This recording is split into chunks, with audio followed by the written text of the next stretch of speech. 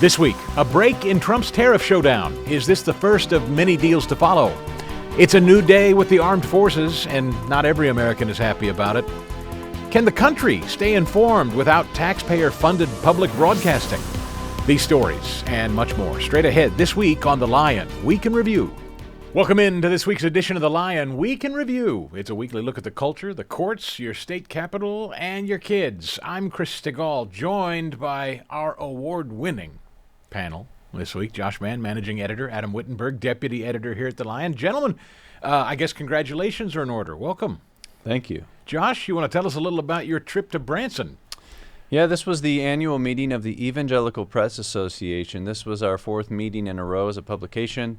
What a great group of people. These are Christians who have been in the media, in particular in Christian publishing, many of them for many years. And so this isn't a chance to get together to offer sessions and breakouts and talks to make sure the skills are, as high as they can be, to also give awards to great work being done. These are publications working anywhere from children's magazines to denominational publications to news publications, as small as a circulation of 1,000, for example, to the likes of Christianity Today, which is one of the largest Christian magazines and news websites in the world. And so it was a great chance for the Lion to continue to showcase what we're doing, and we're really proud of the fact that we're bringing home 11 awards. Wow. And so that is a record for us, including a first place in one category. And so we placed an article series. We do a lot of article series at the Lions. A critical review, our e-newsletter got a third place award. This podcast placed twice, one for the audio podcast category and one for the video podcast category, and numerous others. And so we just couldn't be more enthused and invigorated to continue, to do what we're doing. Outstanding. Congratulations. Adam, I'd ask you to comment as well. This was your first trip down there to Branson. This sounds like a crowded field, so quite an honor. Yeah, thanks, Chris. It is an honor, and I think it shows the really excellent work and effort that we're putting out every day at The Lion, where we are endeavoring to report the news, to report important issues in culture, a lot of which we talk about on the show. And so it was nice to be recognized for doing outstanding work, and we are continuing to do so. That's awesome. Chris, can I just please add that our colleague Michael, who's not on the show today, but he gave a talk about really the fall of legacy media, and made the point that, as someone who had spent 40 years in secular newspapers before joining the Lion, he really saw the decline of traditional media over the years. And his real imperative was that it's time for Christian media to step up and step into the void that's being left right now, as trust in legacy media is at an all-time low. And I thought that was really interesting, and something that I think Christians and those on the right everywhere can really think about. How are we going to fill the void and this gap that's being left by the legacy media? Fantastic stuff. So we start this week with what you guys always do and do very, very well at readlion.com, Josh. The fact is, and this is something legacy media does not often write about, the fact is the vast majority of the country agrees where the politics of the country are at the moment on this issue of biological men and boys with biological women and girls. They don't like it. That's right. This latest poll, it confirms an earlier poll that we've reported on, but this latest one from NBC News shows that 75% of Americans oppose transgender identifying males, biological males, competing against females in sports. Only 25% support it. 7 in 10 also believe that just two genders exist. When you break it down demographically, younger Americans are more liberal on this issue, but still mostly agree with older Americans. 60% of 18 to 29-year-olds say that only two genders exist. And so it does really seem to be a common sense issue. I don't know that there's an answer to it, Adam, but I'll ask it anyway, and that is, where do you think the driver is behind this subject culturally when the evidence is so obvious it's at least an 80-20 issue or better? Well, I think there is a very anti-family and anti-God agenda that is driving and has been driving this for quite some time. And so as the assault, of the earliest things, the foundation, creation, Genesis 1, 2, and 3, God made the world. No, he didn't. Evolution. God made man in his image, male and female, he created them. No, there's 27 genders and all these things, and you can change. There's this assault, and it's been going on and sadly is continuing to happen. One of the things that, in that vein, I think a lot of Christians are wrestling with in education is the rise of AI, and not just in education, but culturally and socially too. I've done some interviews with folks that really say you can embrace it and incorporate it in a positive way. It can also, of course, be negative. Adam, you've written a story about this. Yeah, it's pretty fascinating. There's a school, it's actually called Alpha School. It's based in Texas, but is now beginning to expand nationwide. And they've taken a very pro-AI approach, but what's interesting is they're using the personalization of AI to allow all of a student's learning to be compressed into about 2 hours per day. And I don't even think they really get homework. The computer is able to track what this individual's learning. Some can work ahead, some can work slower, but overall they're averaging about double time in the learning. And then that opens up the rest of the school day, personal enrichment, life skills, passion projects. It's actually a very fascinating model. Which then leads us to wonder if that takes root and people start to figure out AI teaching, Josh, that's got to be a real threat to teachers' unions, I would imagine. Yeah, I'm sure they would be concerned about this. I mean, there are concerns. Many people, many parents, including me, have concerns about how it might be incorporated. But when it's incorporated well, I mean, we've seen how technology can help us ease certain parts of our lives that maybe we don't need to be spending as much time doing. If you look at the average student in the average public school, they're there around 7 hours, sometimes 8, and a lot of that time spent is not actually instruction.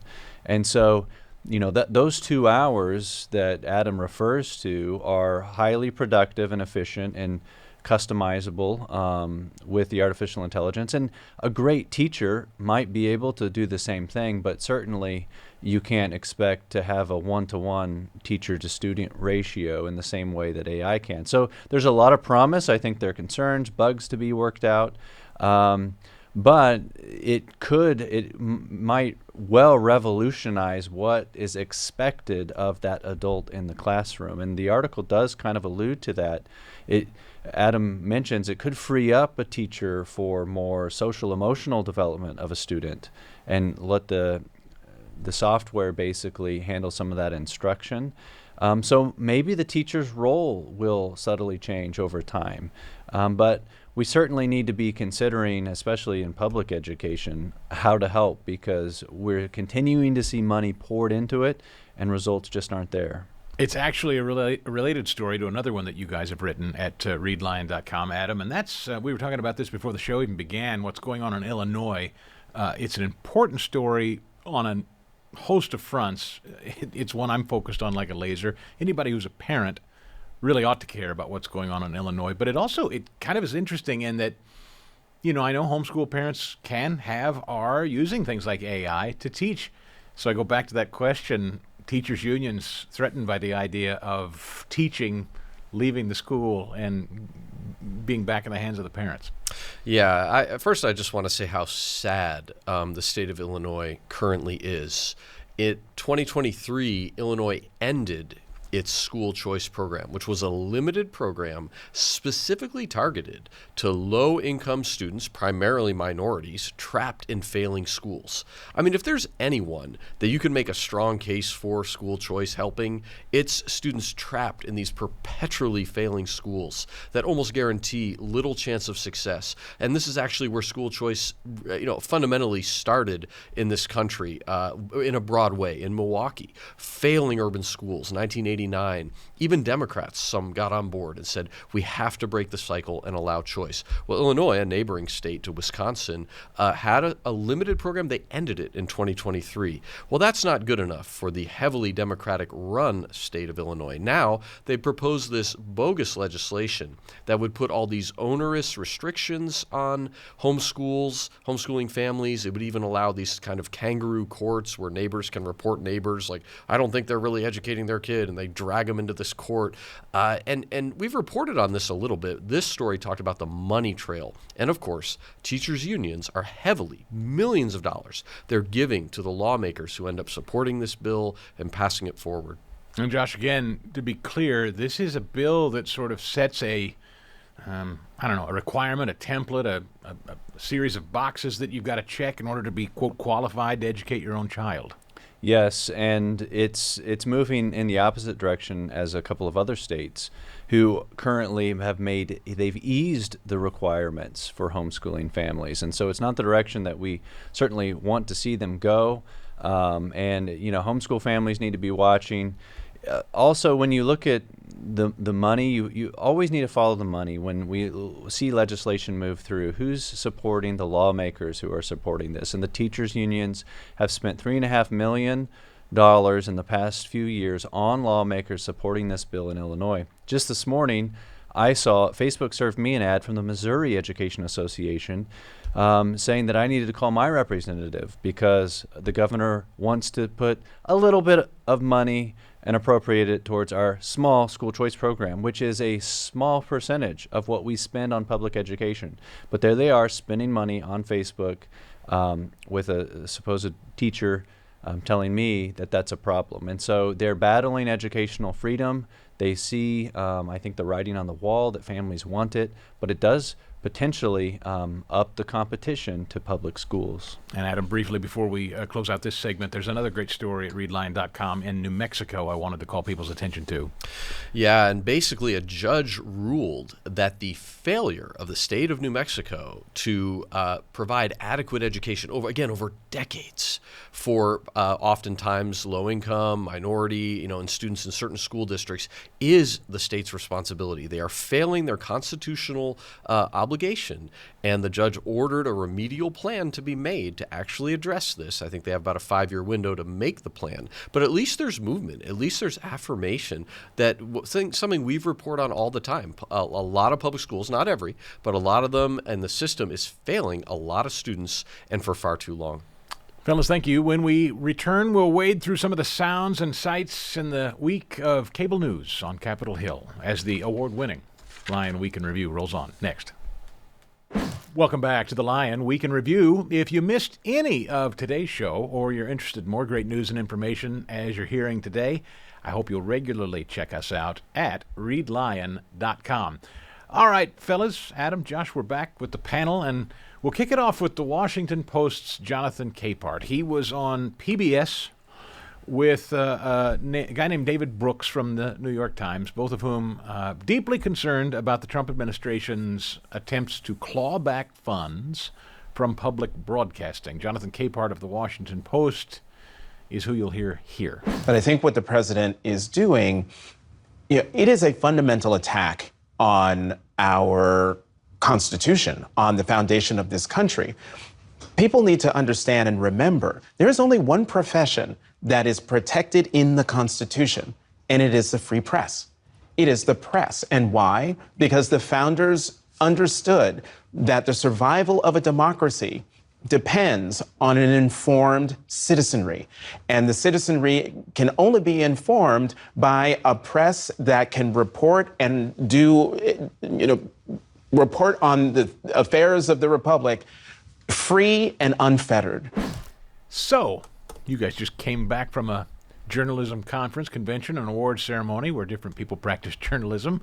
Mr. Capehart apparently believes, Josh, that if PBS and NPR don't get fully funded from your tax money, there can be no real free press in the country.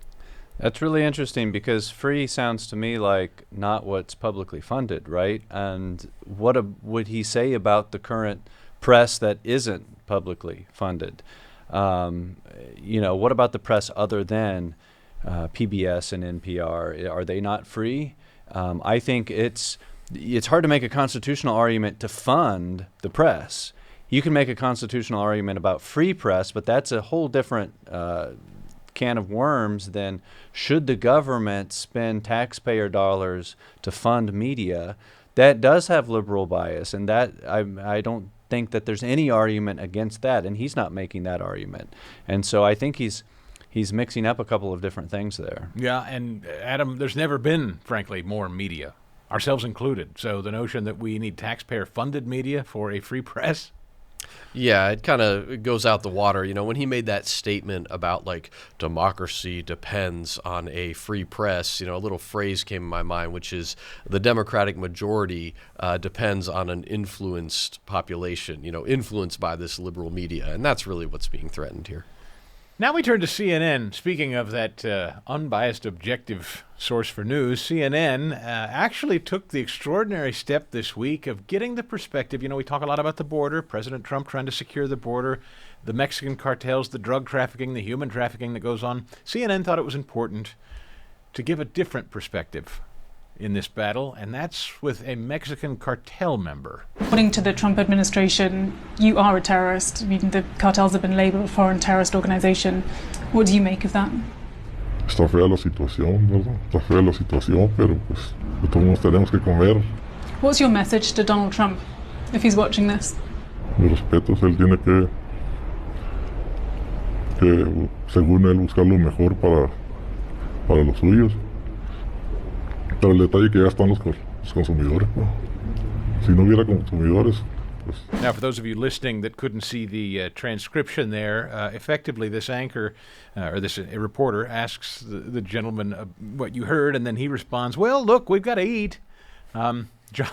Josh, your reaction to CNN giving us the heartfelt cover story of the Mexican cartel member. Yeah, I'm kind of fascinated. I'm a little bit speechless. I mean, he's saying, hey, I got to do business, got to make ends meet, got to put food on the table for my family. So, and when she asked him about the president, the United States president, Donald Trump, he said, well, I respect him. He says he's looking out for his people.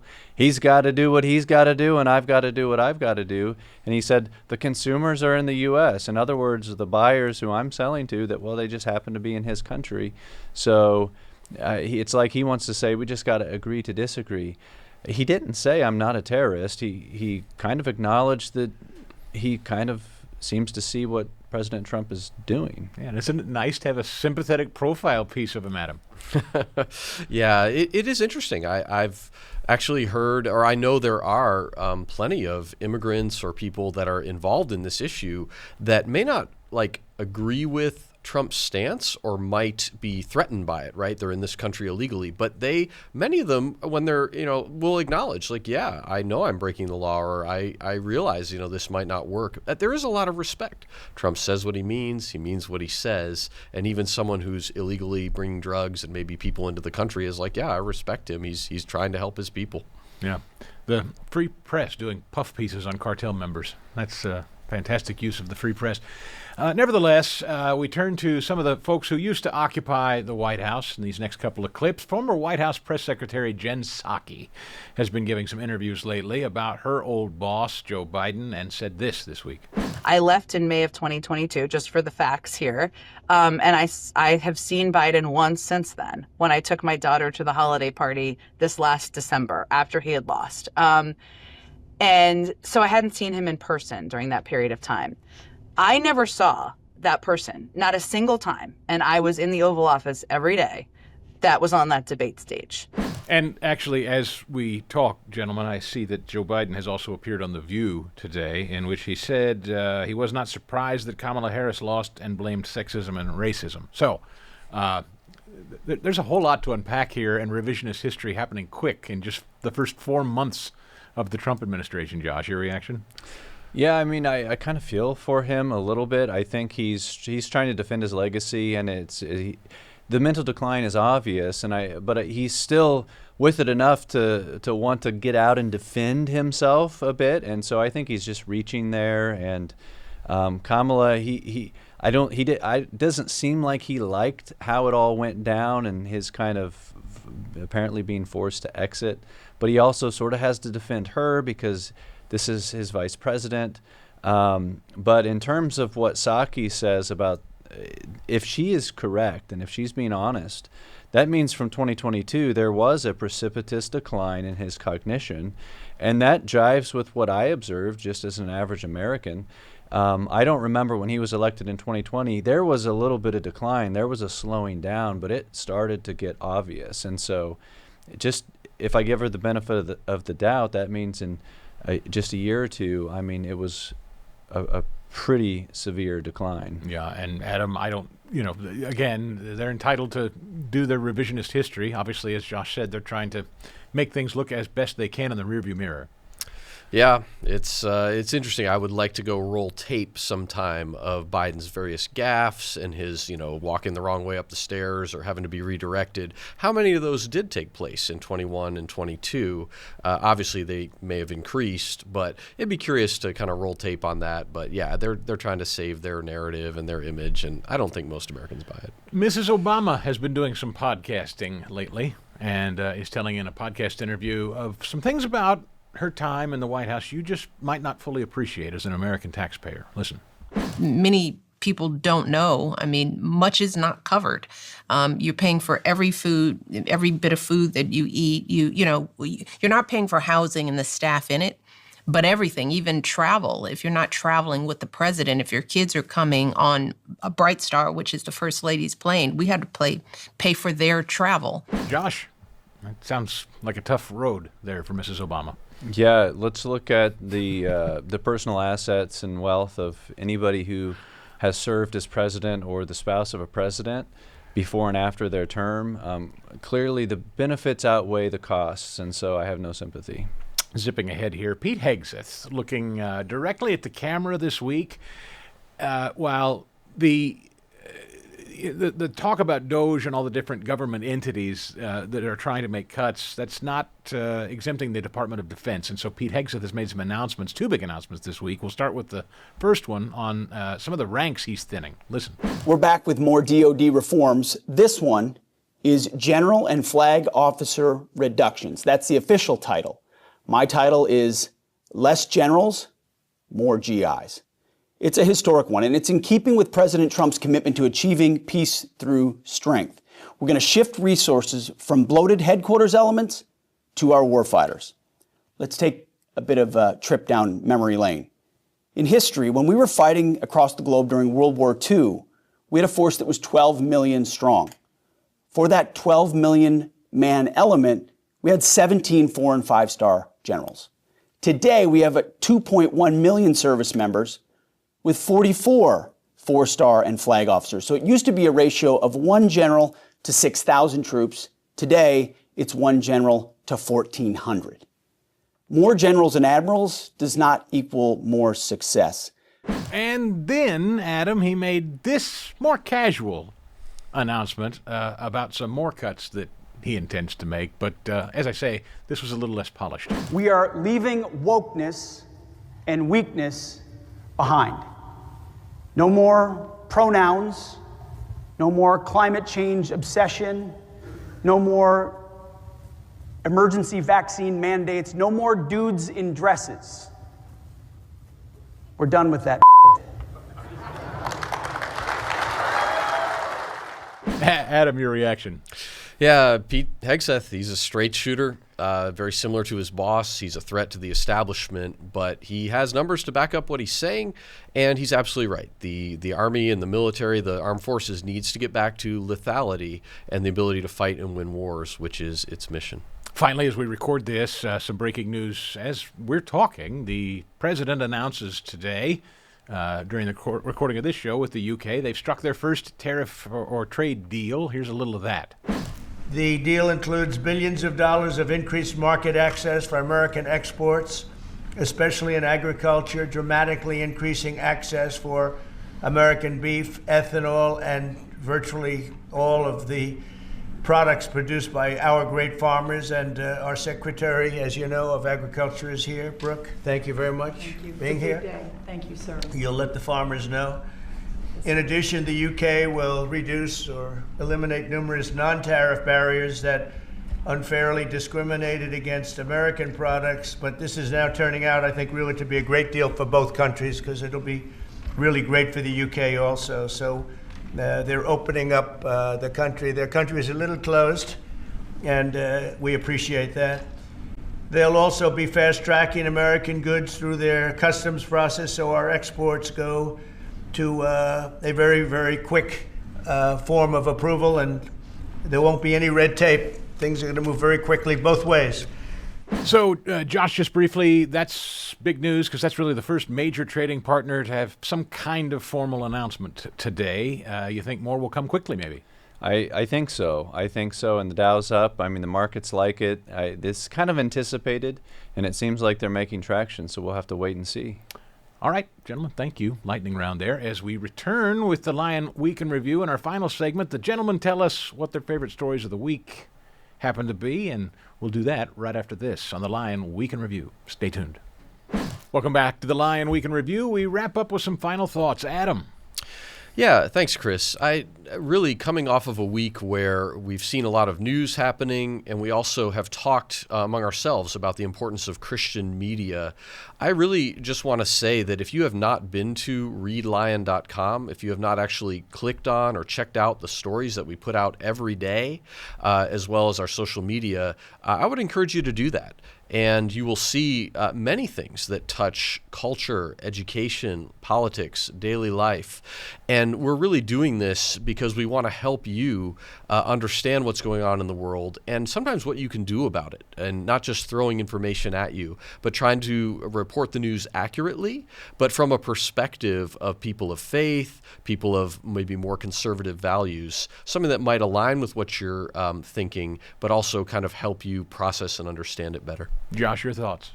Yeah, and don't forget to subscribe to our daily or weekly newsletter. We are now an award-winning e-newsletter, and so that was one of the other awards we took home. Those are summaries of the week's stories. But I also just reflecting on the number of Christians that I met who are in media, who are reaching different audiences, different demographics. They're just really impressive. And some of the designers, some of the photographers, some of the writers, Christians have a lot to offer, and I would just encourage people to lean into their faith rather than avoid it. There's never been a time, at least in recent decades, where there is kind of this appetite for authenticity and for even acceptance of people of faith in the public square. And so lean into your Christian faith, and let's endeavor to be the best we can be, to do it well and really compete with the best of what's out there. Gentlemen, thanks again and congratulations. If you missed any of today's show, by the way, you can always catch it on YouTube and catch all the latest news at readlion.com. For all of us here at the award-winning Lion, thanks for downloading and listening to the show, and we'll see you next week.